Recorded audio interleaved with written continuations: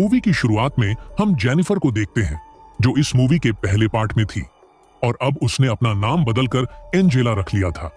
ताकि उसे कोई भी पहचान ना सके। वो एक साइकाइट्रिस्ट के पास आई होती है अपनी थेरेपी लेने के लिए, क्योंकि अब भी उसे आपने रेप के सपने आते रहते थे। फिर थेरेपी के बाद जब वो अपने घर जा रही होती है तो बस स्टॉप पर एक आदमी उसको हवस की नजरों से देखने लगता है। उसके बाद अगले दिन जब वो जॉगिंग पर जाती है तब उसे अपना अतीत याद आता है कि कैसे वो जंगलों में भाग रही थी उन दरिंदों से बचने के लिए। तभी वो एक टनल के पास पहुंचती है जहां पर कुछ बंदे आकर उसको घेर लेते हैं और वो उसके साथ जबरदस्ती करने की कोशिश करते हैं। तब जेनिफर ये सब देखकर डर जाती है और इमेजिन करती है कि वो उन्हें शूट करके मार रही है, लेकिन उसके पास कोई गन नहीं थी और ये सिर्फ उसका हेलुसिनेशन था, इसलिए वो तुरंत वहां से भाग निकलती है। फिर एक दिन जब जेनिफर अपने बस स्टैंड पर बैठी होती है तो वहां पर उसे एक पोस्टर नजर आता है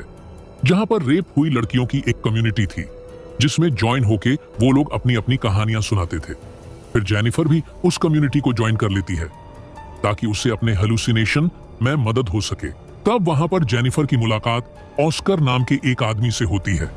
जिसकी बेटी के साथ रेप हुआ था और उसके बाद उसने सुसाइड कर ली थी। और यही कहानी बताने के लिए ऑस्कर उस कम्युनिटी सेंटर में आया था, लेकिन उसे अभी तक न्याय नहीं मिला था क्योंकि उसकी बेटी का रेप करने वाला अभी तक आजाद घूम रहा था। फिर उसके बाद जेनिफर की मुलाकात मार्ला नाम की एक लड़की से होती है जो बहुत बहादुर थी और दोनों की काफी अच्छी दोस्ती भी हो जाती है। उसके बाद जेनिफर जब अपने घर जा रही होती है तो फिर से वो लफंगे लड़के उसको घेर लेते हैं, लेकिन तभी मार्ला वहां आकर उनको डांटती है और वहां से भगा देती है। उसके बाद वो दोनों एक बार में जाते हैं और ड्रिंक करने लगते हैं। तभी मार्ला जेनिफर से उस कम्युनिटी की लीडर लीन के बारे में बताने लगती है और कहती है कि वो हमेशा हमें बताया करती है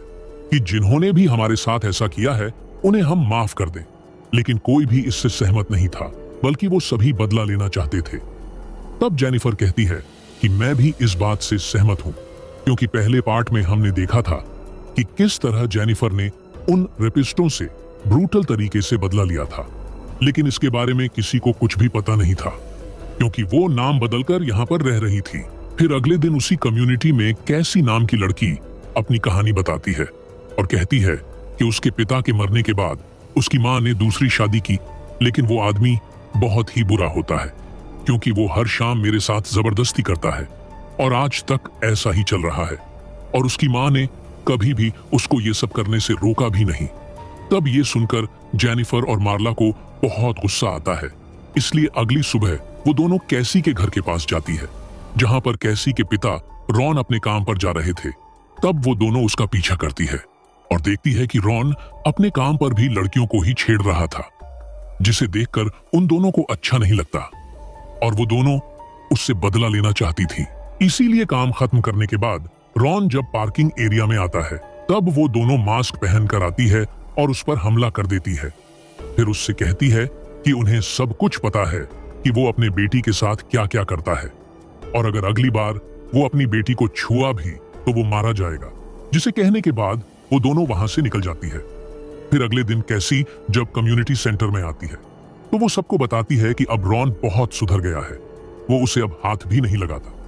जिसे सुनकर जेनिफर और मार्ला बहुत खुश होती है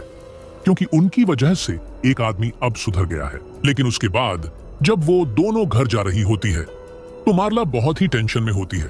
तब जेनिफर के पूछने पर वो बताती है कि उसके एक्स बॉयफ्रेंड ने उसका एक टेप बना लिया है और वो उस टेप को वापस लेने के लिए जा रही है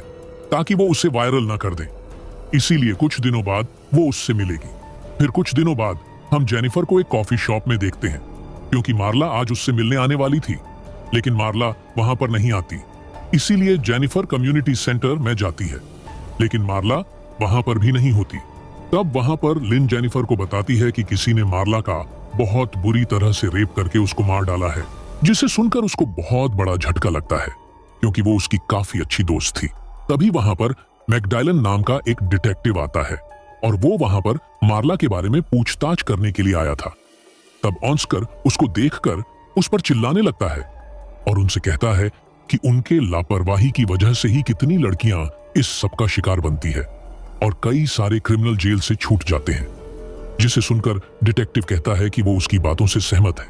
लेकिन वो यहाँ पर मार्ला के बारे में बात करने आया है, इसलिए अगर किसी को उसके बारे में पता है तो उसे इन्फॉर्म करें। उसकी बात सुनकर जेनिफर डिटेक्टिव से मिलने जाती है और उनसे कहती है कि मार्ला के साथ ये सब जरूर उसके एक्स बॉयफ्रेंड ने किया होगा। उसके बाद वो दोनों एक कॉफी शॉप में जाकर इस बारे में अच्छे से बातचीत करते हैं और जेनिफर उसको बताती है कि मार्ला अपने एक्स बॉयफ्रेंड के पास टेप लेने गई थी और शायद उसके बॉयफ्रेंड ने ही उसको मार दिया होगा, जिस पर डिटेक्टिव कहता है कि उसके एक्स बॉयफ्रेंड के खिलाफ कोई भी सबूत नहीं मिले हैं, लेकिन हम उससे पूछताछ जरूर करेंगे। उसके बाद जेनिफर अपने घर चली जाती है।